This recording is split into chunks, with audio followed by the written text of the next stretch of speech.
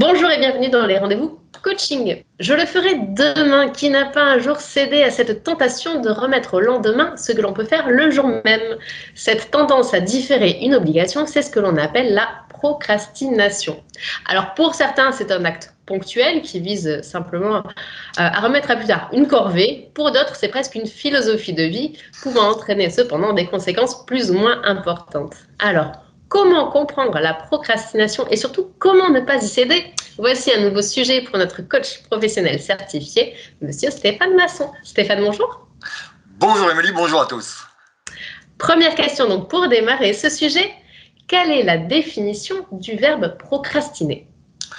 Procrastiner ou la procrastination est la tendance à remettre, comme vous l'avez dit, au lendemain ou à plus tard ce que nous pourrions faire sur l'instant, comme ça on peut se dire ah c'est fait, ou au jour suivant, ou même plus tard au calendrier grec, comme on dit. Cela concerne rarement des tâches agréables, mais essentiellement des obligations de la vie de tous les jours, comme le rangement, le ménage, la vaisselle, les courses, payer ses factures, etc. Ce qui fait plaisir.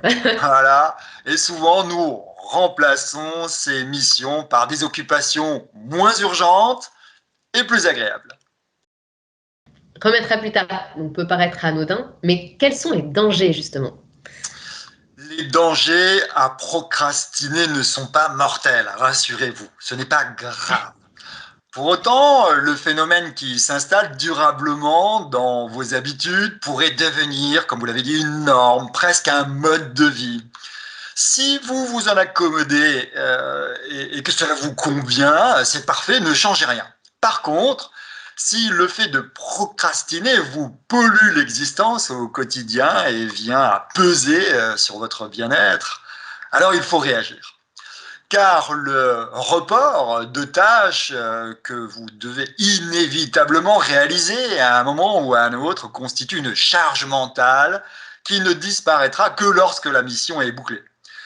Une situation qui pour certains peut être stressante, anxiogène, surtout lorsqu'il y a amoncellement de facteurs de stress, déjà nombreux par ailleurs, générés par les problèmes de voiture, les problèmes de santé, problèmes avec les enfants, problèmes d'argent ou encore de travail.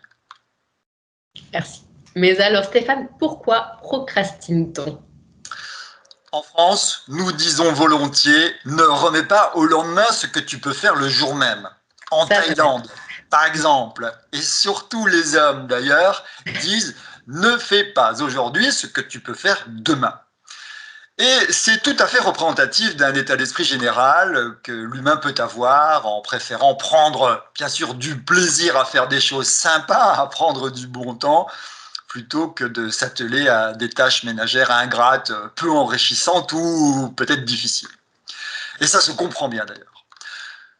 Nous pouvons aussi mettre ça sur le compte de la flemme, par manque d'énergie ou d'envie, simplement la perception d'un manque de temps, le manque d'entrain devant un travail volumineux, le manque de courage devant une tâche complexe ou encore le manque de confiance en soi par peur de l'échec pour un projet ambitieux, trop ambitieux peut-être.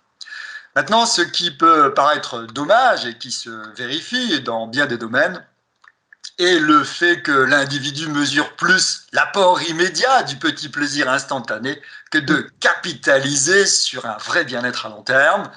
À l'exemple de la personne qui craque devant un super dessert, plaisir immédiat, alors qu'elle devrait faire attention à sa ligne, en tout cas elle se l'est dit à un moment ou à un autre, elle agit donc au détriment d'une bonne hygiène alimentaire et d'un bien-être physique et peut-être psychique à long terme.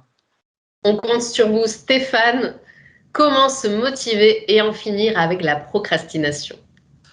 La procrastination est un parasitage qui peut se contrecarrer en se focalisant sur certaines compétences, des compétences qui, comme vous le savez, se Travail. travaillent. Voici donc quelques pistes pour en finir avec la procrastination.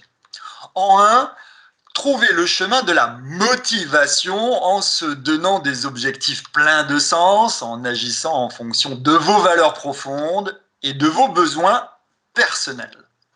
En deux, faites des to-do list, des listes de choses à faire avec des dates et des heures, mais attention, pas trop longues pour ne pas vous décourager devant le volume.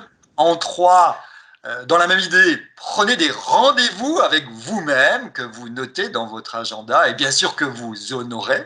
En 4, devant un travail volumineux et pénible, adoptez la méthode des petits pas et validez des étapes intermédiaires. En 5, devant une tâche difficile, demandez des conseils peut-être et un coup de main si possible. En 6, devant la peur de l'échec, évaluez le rapport bénéfice-risque et lancez-vous. En 7, mesurez l'apport bien-être après avoir effectué une action jadis procrastinée et appréciez le bénéfice sur le long terme. Et enfin, en 8, passez à l'action pour faire obstacle à la procrastination. Du canapé, oui, mais pas tout le temps, car la vie et le bien-être se gagnent aussi en agissant. Et n'hésitez pas à vous faire accompagner par un professionnel si vous en ressentez le besoin sur ce type de problématique. Merci pour tous ces bons conseils, Stéphane. Comme vous le disiez, si vous êtes adepte de la procrastination ou tout simplement que vous ne parvenez pas à trouver la motivation pour aller au bout de vos envies et projets, n'hésitez pas à faire appel à un coach qui saura vous donner les clés pour avancer et trouver la motivation nécessaire. Vous pouvez à ce sujet consulter Stéphane, ici présent. Vous donnez donc des consultations en privé, en face à face, en visio, donc par Skype ou encore WhatsApp, c'est bien cela ? On peut, tous les moyens des nouvelles technologies peuvent nous servir, oui.